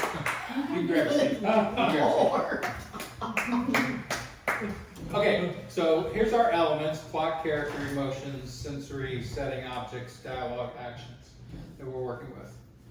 And what do you think? Do a quality assessment on the story first. Is this ready to go on a professional stage? No. Is it good for conversation enough? Yeah. Would this be a high quality story yet for conversation? Yeah. Yeah. As is. Were you entertained by that story? Yeah. There's entertaining elements in that story for sure. Yeah. It felt a little slow to me. Yeah. Because, and we'll just take these apart, okay? And this is, again, getting used to doing this professionally. You're not gonna hurt my feelings, by the way. You So. don't challenge me. No, I wasn't saying you. I was saying. Oh man. So, the turning your life and your stories and your creativity into just auditable mechanics. That's all this is, okay? So, there's way too much ligature and non-creative in the story right now, okay?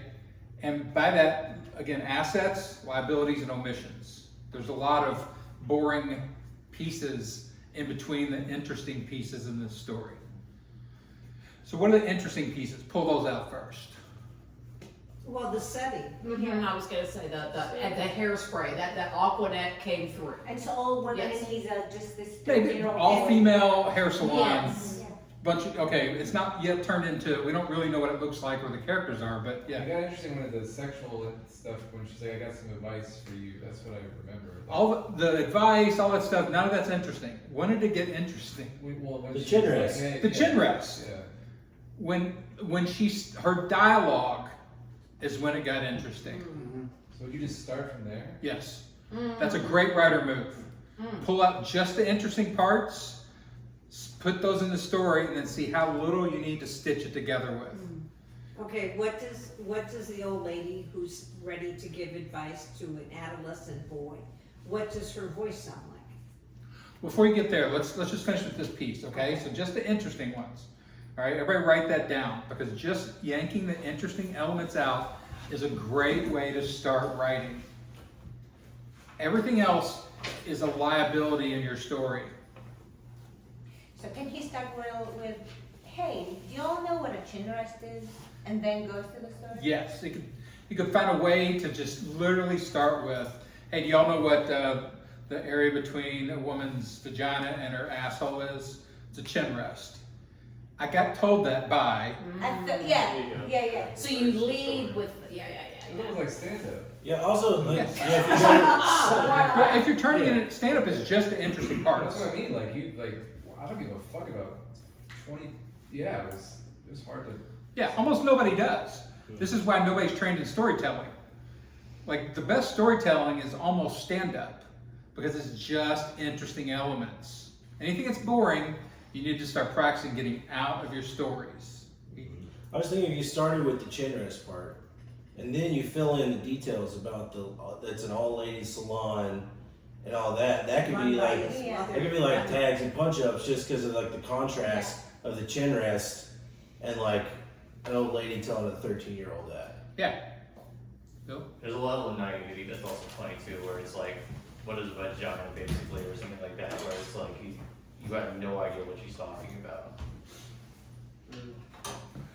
Yeah, so let's take characters, okay? So we've got this piece of dialogue that we know is funny, and there's a second part to it. What was it? Turn her over or something? Oh, like flip it over. Like instead of being a chin rest, or it's still a chin rest, but you turn it upside down so now you're eating her ass. Okay, did y'all get that? Yeah. I knew what you were going after, but I didn't quite get the image, so I would say that's not. That's what the kids are doing these days. My first instinct would be to cut that. It's not interesting. We've already got the idea that this woman is, super sexual. That doesn't really heighten it enough for the story to continue past the first thing. Maybe. That'd be my first instinct. So even knowing what to heighten in the story matters. Because it could take a whole different direction. But that's the fun part of writing, is that you may go in and start playing around with little sub-characters or objects or whatever in there and find a whole new, veer in the story, and like, this is way funnier than the first story. And then you just get rid of the first story and you're like, okay, I'm not gonna write this little veer. But that's, again, the sort of exploration of it, where you're just looking for what's the most interesting thing here, the most shocking, the freshest, the most heightenable, area. So that's the first thing I would do. It's like that. The characters in here, are the characters interesting? Not particularly. None of the characters are interesting yet. Okay? Because we don't have any information about them. Right. We know you're 13. We know it's old ladies or middle-aged ladies? Well, mother and grandmother, right? This is The ladies who are getting their hair and the perms and the thing, that's older. That's a mark of an older, yes. Cause the perms under that heat dryer. Yeah, but I'm not like, as a storyteller, you need to shove it in my face. I don't know shit about curls and perms and stuff like that, but these aren't characters yet. So make them characters. So the lady that was talking to you, do you remember what she looked like? Yeah, like little white lady with like almost purple hair. You know, she's got the classic perm, like blue dye. because I grew up in a beauty shop, like I'm describing it's like, but like I can see it, like little tightly knit curly hair that's like been poofed out to make it look bigger than it really is. So how old is she? 70s. in her Okay, see, 70s. I didn't think of 70s at all. I was thinking 50s, something like that. Which that heightens the character interest, that heightens the interesting aspect of the character too. Yeah, that super dirty old lady. Like, You're older right, better. I was Yeah. gonna say, 70-year-old getting her ass eaten? Wait, well, I'll tell you Still this. in the game, baby. She's still in But the I game. will tell you, She must be under. one of the elements that like you know you only get a minute right now, right? But if you were to see these ladies like on the street walking, you would think, oh, you're just your classic like little old church lady who's just walking down the street. You wouldn't think that there was like the the nastiest place. I just watched Harold and Maude. You ever seen that movie? That like dirty grandma who's stealing cars with fucking jail tats on her arm. Like, Yeah, she's a great example of how you take a little old lady I'm and curious. you heighten it into an interesting enough character being a film. Fair enough. So, again, this is just like all we're doing as writers is going through this and going, okay, what do we improve? What's a liability and what hasn't worked on yet? Like, literally, the characters don't exist yet. They're generics, and I can guess kind of what they look like, but I'm thinking Steel Magnolias while Right. you're talking about this, because that story already The has dominated beauty that part. space. Right. So you're competing against Steel Magnolias if you're going Right. to tell this story. It's got to be more interesting than that setting. And some of you Right. probably never even saw the movie, don't know what the fuck I'm talking about. But that's the sort of the dominant hair salon. That I So know. Gilly, when this woman told you to turn it around, you said something about pickle? Did you Oh, say, I was trying to embellish, but did you say pickle or tickle? What'd you say? it was supposed to be like tickle her pickle kind of thing. Oh, Yeah, this is what's not up here yet, but this is also one of your elements you can play with. Is the language that you use to tell this story. How do you handle large groups in these stories? What do you mean? Like, if there's a large group within the story, and like it seems like it's way too much character. it's too much character. Well, again, this is kind of the art of storytelling. Like, you've got all these assets, and when you start breaking stories apart like this, formally breaking them apart as a writer, you have way more assets than you'll ever need for the story. So then you got to make decisions about what to cut and what do you want to keep. And So as a one writer, like character- I never just lose things. If I cut something, I put it in a different folder as raw material to come back to later. So maybe So maybe eating one it from the back will be character later. could be a composite character? Again, you can do whatever you want. Like it's your choice, unless it's nonfiction, and then you don't want to fictionalize your nonfiction. But again, most comedy doesn't really care too much. Okay, let's grab another one. Somebody else who was second. Go ahead. Yeah, I work for foundation communities type. It's just like you don't really make money. You're just kind of like helping people and stuff like that, and then you get, I get experience doing things. But there's this one guy. He does the exact same thing. Like we work at pantries and stuff, but he dresses like a drug lord, like a Puerto Rican drug lord. Like it's all this Puerto Rican like a style shirt with the flag, and he's obsessed. Like he seems like he's really obsessed with me. Like he knows my ins and outs every time I leave the apartment. Anyways, I always try to avoid him. I work with him one day out of the week. My whole time is trying to dodge this guy. And then, so I've been taking care of this veteran's dog because he's like in his 70s and he's having problems all the time, and it's getting too old to take care of him. So I've been taking care of him. And then one day I came home from work, and he's getting hauled into an EMS van, and he gives the dog to Roberto, the obsessed guy. Yeah, I think he's a big Kill Tony fan. And he watched every episode. I found out. So just to get that character in. So now and then I'm like, nah, I'm gonna take care of this dog. I see where these dogs go. They're all kind of like, they let them eat each other's poop, and they just sit there and just let it happen. And I don't want them to go that route. Like I feel like in my mind, because I'm not a responsible person, but now I'm like in this high horse where I want to have responsibility and do good things. So I'm just like, I'm not gonna let him go the dog poop eating dogs route, you know. I was gonna say, like, I'm like Lawrence Fishburne from Boys in the Hood. I'm like, you see when those dogs become whenever they start. So I want to keep them away that crowd, but so I'm thinking I'm gonna raise them right. So I get the dog. It's like late at night. As soon as we get into my apartment, I turn on the light, and the light lights up the bed, and it starts growling at the bottom of my bed. His name is Preacher. He starts growling like a horror film, and I'm like jittering, like it was like weird. It was just out of nowhere because he's the most adorable dog there too. And I immediately called Roberto. I'm like, get this devil dog out of it. And I was like, I didn't say that, but I thought that's how I said it. I was like, he was growling but I was like, I toughed it out and I set it up. But the thing is, Okay, get to the end. that was kind of the end. But I've been adding because I've been adding. Okay, that's fine. Okay. Good.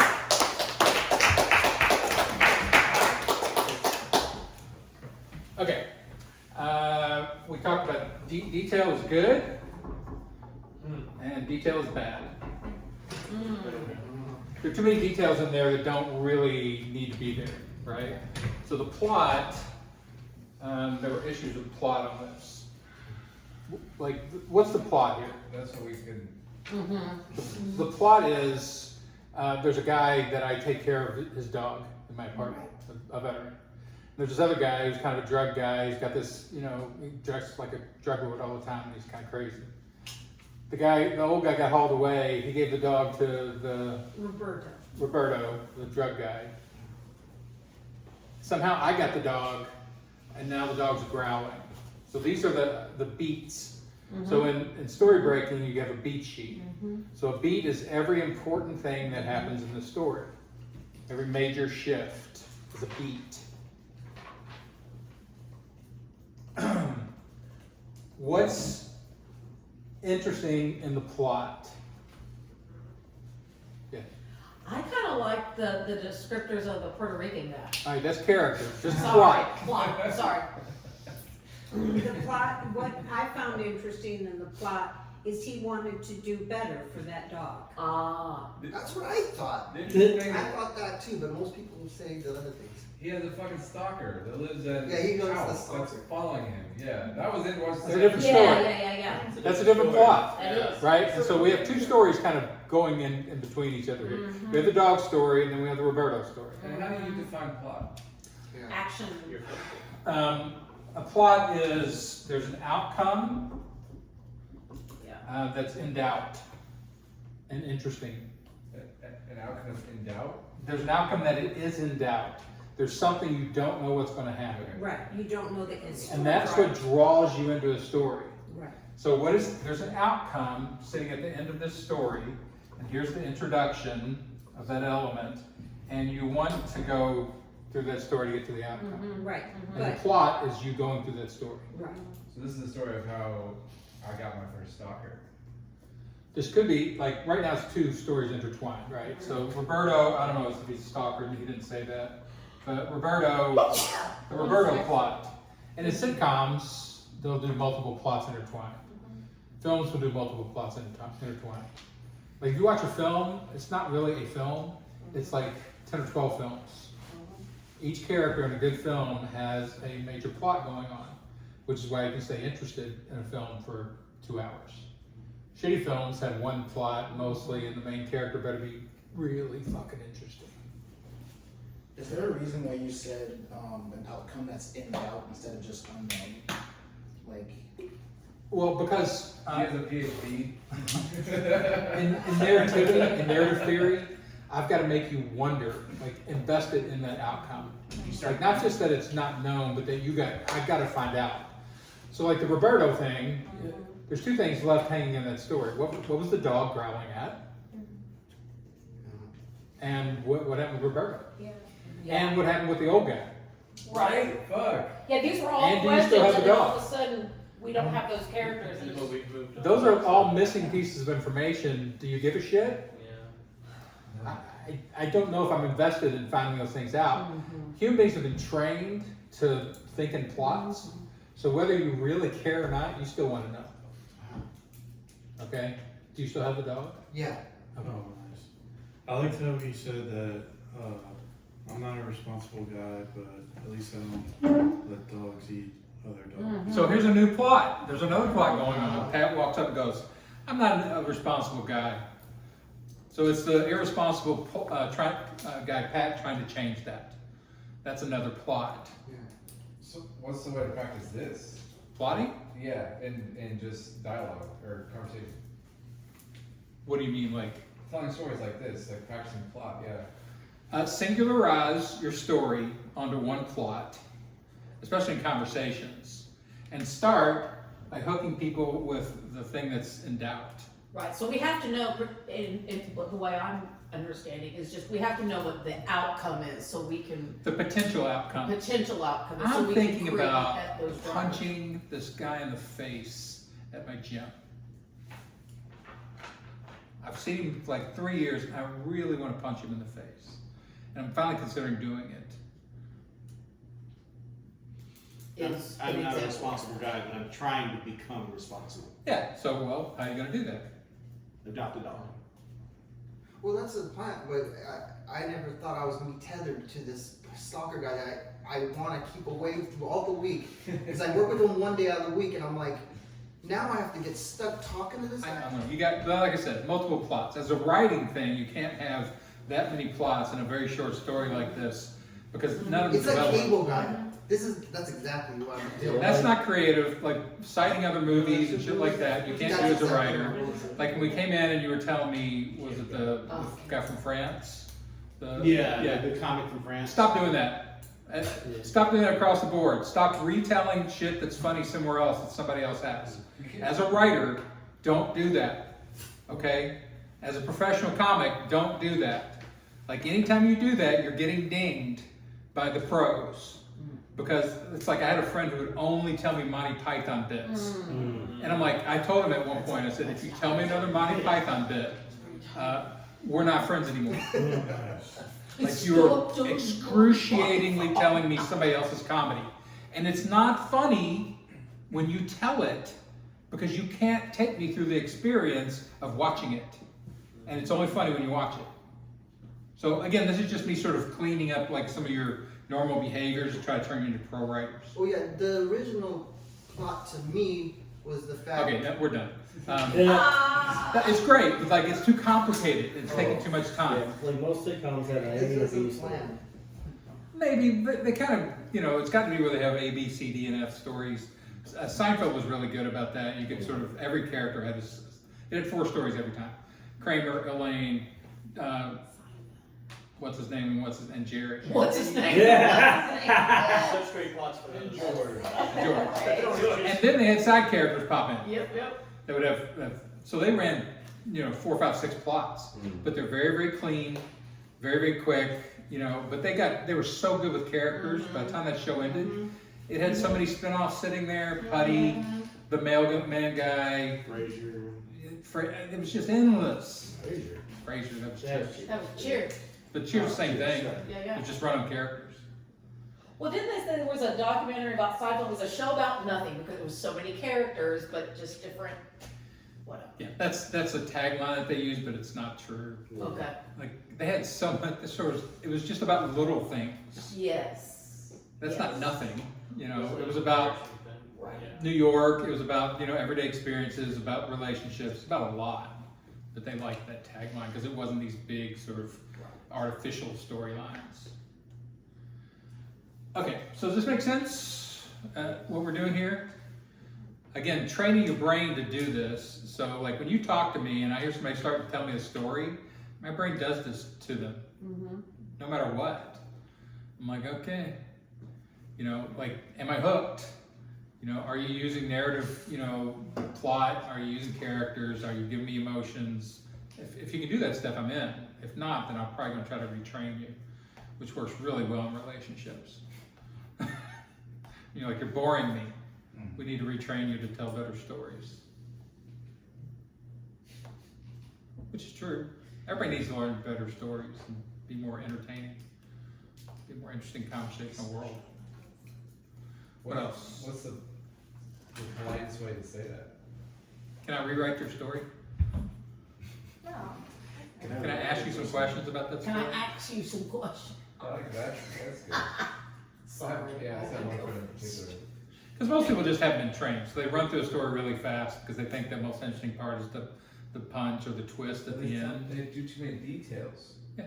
There's so many details. My mom is still telling me a story from a conversation I had 4 years ago. I think. If I was still on the phone with her, she'd still be talking. But here's what I do to my mom, and you know, because I'm comedy, I train people like this. She'll start talking, I'll be like, and she'll be like, Daniel, stop that. I'm like, you have too many details, you're killing me. So it's just storytelling training though, but every culture does it differently, characters do it differently. But a really good story just has a ton of stimulating stuff going on in it. Doesn't matter whether it's on stand-up stage or a regular stage or in a conversation. What? Yeah, I'm just thinking that two things. One, I was with an engineer and I asked him, like, what's this company? He said, let me tell you a story. I said, oh, fuck. Like, just tell me your company. He told me the boringest story fucking humanly possible. And he was smiling the whole time. So we're like really attached to our storytelling abilities. I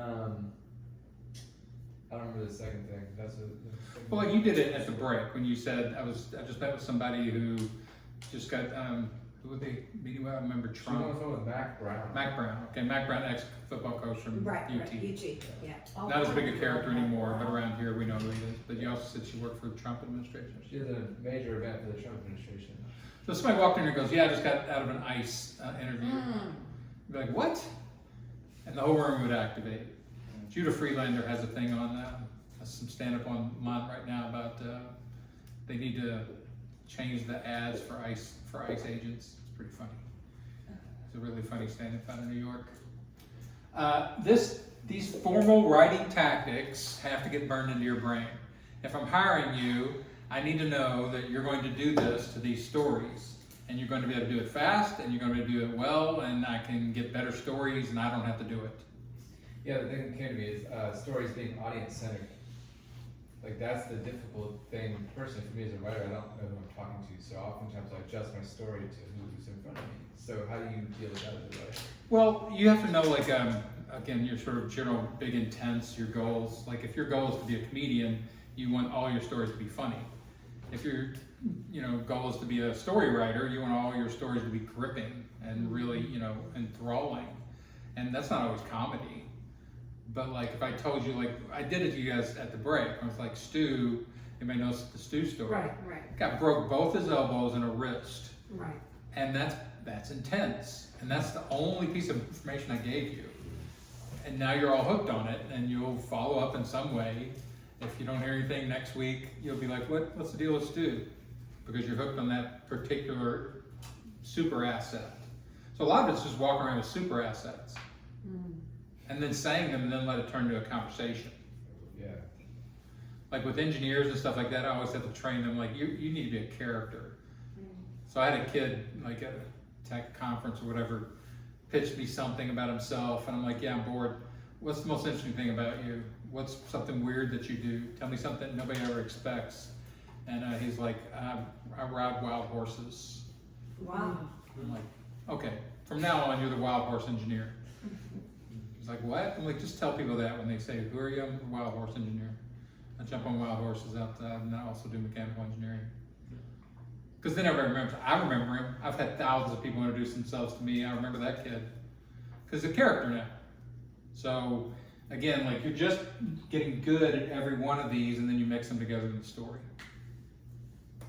Yeah, by the way, this class, like, the time, you can always wander off if you need to go. It doesn't kind of wander on time. Okay, so that's it. I will put this online if it recorded. I never really know what I'm doing. Next week, I'm supposed to have tech help. That's one of the other things.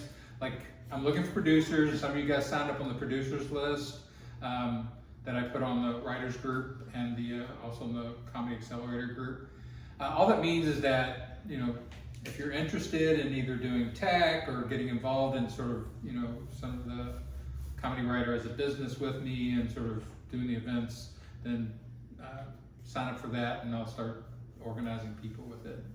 Because we'll at some point tech this out, like the audio and have better video and stuff, so.